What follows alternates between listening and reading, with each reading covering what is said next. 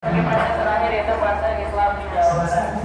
Tapi sebelum masuk ke Jawa Barat, itu kita akan ini petanya ya, penyebaran Islam di dunia. Sebelum kita masuk ke Jawa Barat, kita bahas kita masuk ke dunia.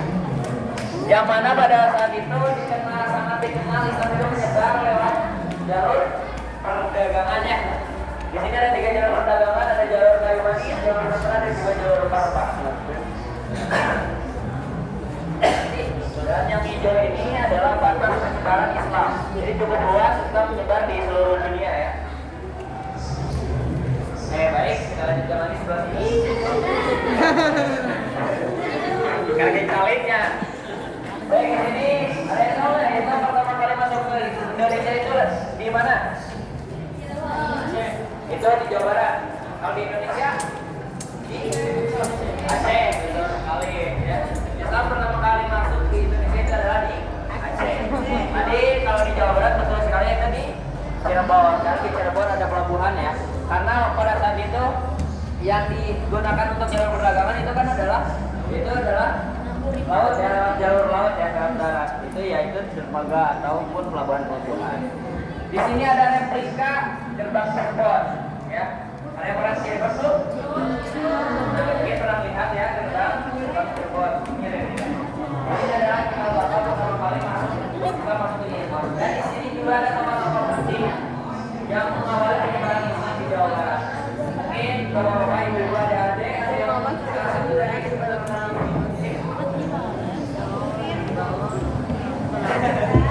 ada yang keturunan dari ini ada 10 ya, 10 tokoh penting. Baik, di sini juga ada 6 pondok pesantren tertua di Jawa Barat. Yang pertama ada Pondok yang di Karawang. Mungkin dari luar ada yang pernah ke sana. Ini di Garut, di Sulawesi, Cianjur, dan juga Oke.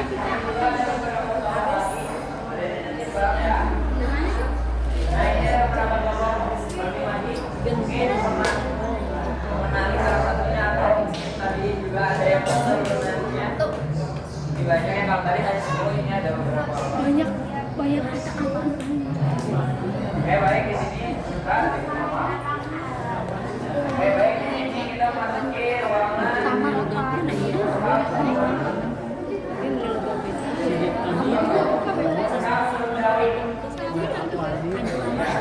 ada yang tahu nggak kenapa ini disebutnya Masjid Sundawi?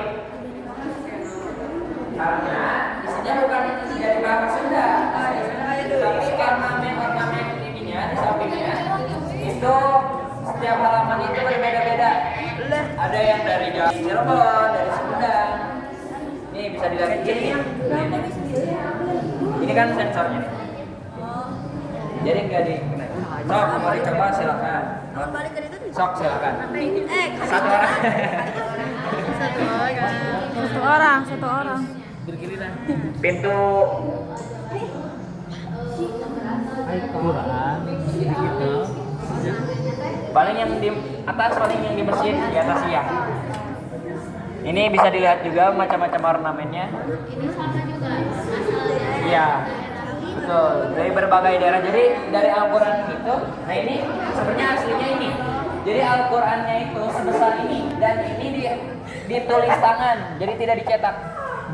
Kalau yang aslinya itu ada di Masjid Pusdai Bandung, di perpustakaannya. Kalau ini hanya replika, jadi yang aslinya ada di Masjid Pusdai Bandung. Itu benar-benar tulis tangan oleh 40 orang selama 2 tahun, 30 juz. Iya betul, karena kan Jawa Barat. Dan bentuknya bukan mushaf, tetapi lembar-lembaran yang mana disimpannya di dalam peti ini. Jadi dalam satu kotak ini ada 10 loker. Satu lokernya ini ya. Jadi ada 3 kotak, karena satu kotaknya. Baik, selanjutnya sebelah sini. Di sini kita masuki ruangan. Ada replika masjid tertua di Jawa Barat. Yang pertama ini ada Sang Cipta Rasa Cirebon. Ini replikanya, yang mana mungkin yang pernah ke sana sudah tidak asing, jadi masuk ke masjidnya itu kita nggak berdiri tetapi nunduk. Itu menandakan kita itu sopan santun. Jadi masuk ke masjidnya itu nunduk. Ada yang pernah ke sana belum? Ada deh. Nanti main ke sana. Oke, yang kedua di sini ada Masjid Raya Bandung. Kalau sekarang kan masjid seperti ini ya, ininya besar ya. Kalau dulunya ini seperti ini, jadi belum ada alun-alunnya gitu ya. Kalau sekarang seperti ini, kalau dulunya seperti ini. Ini Besar banget. Yang ketiga di sini ada Masjid Agung Banten. Tadi siapa yang udah ke Banten? Udah pernah ke masjidnya belum? Udah. Di sini seperti ini ya dulunya. Kalau sekarang kan seperti ini. Jauh beda ya? Iya, nggak jauh beda. Cuman kalau dulu mungkin rumput ya, rumput-rumput. Kalau sekarang kan ini keramik ya. Oh yang terakhir di sini ada Masjid Agung Tasikmalaya atau Jaya. Jaya. Dekat. Dekat banget lah ya. Dekat banget dengan Jaya. Agungnya. Jaya. Dia tahu Pak. Pak. Dekat Jadi ibu-ibu ya. Baik, sebelum ke sana kita bicara dulu. Boleh coba jalan ke belakang. Ini masih ada kunci habis sama Raya ya. Baik. Oke, selanjutnya kita akan memasuki fase di mana kita itu melawan kolonial ya. Oh, Raya semua Jaya Pak. Bisa. Nah, Masjid Jaya masih tertua ya di Jawa Barat. Baik, selanjutnya di sini kita memasuki orang-orang Islam terutama pada saya yang terkenal di para santri yang melawan bangsa kolonial yang menggunakan bambu runcing. Dari bangsa-bangsa ini juga ada replika-replikanya, ada pistol, ada bom, granat. Enggak dong, replika aja. Kalau asli nanti takut dimainin.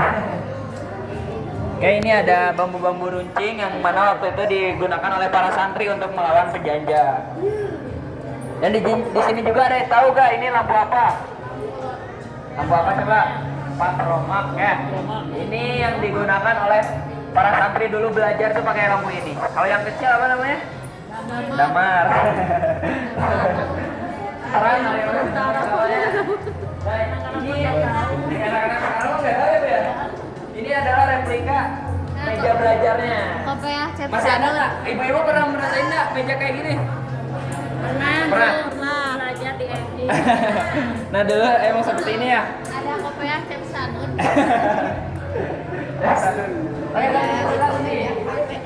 Kalau ada yang kenal lagi coba. Di foto di. Mungkin ada yang pernah lihat. Ini toko besar.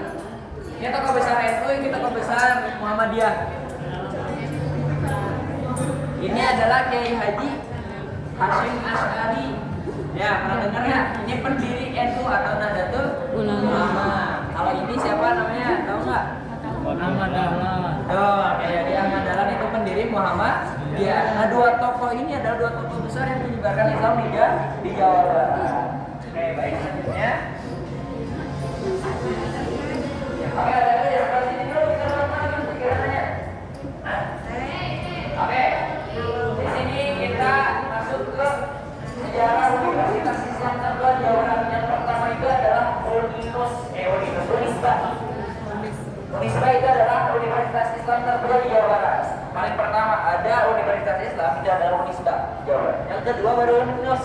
Uninus itu di dekat Samsat. Dekat lampu merah Kircon. Dan yang ketiga baru UIN Sunan Gunung Jati Bandung. Kalau dulu namanya IAIN. Kalau sekarang kan jadi UIN ya. Dari pra kemerdekaan hingga sekarang, mungkin dari ibu-ibu atau bapak-bapak ada yang mengikuti salah satu organisasinya. Di sini ada SI, NU, Muhammadiyah, PSIS dan yang lain-lainnya. Hingga sampai sekarang ini organisasi yang terkenal juga. Kalau di mahasiswa terutama di UIN biasanya yang terkenal tuh HMI, PMI yang paling besar. Kalau di kalangan masyarakat itu misalnya NU, Muhammadiyah, PSIS dan yang lainnya. Baik, selanjutnya di sebelah sini ini ada beberapa seni rupa tradisional dan juga seni rupa modern. Ada wayang, ada juga salib tari, ornamen, dan lain-lain. Silakan di sebelah sini, ibu-ibu mau istirahat dulu, duduk, foto-foto silakan. Nanti kita pakai ruangan terakhir sebelum kita keluar. Nah, foto di situ tuh. Kamu foto-foto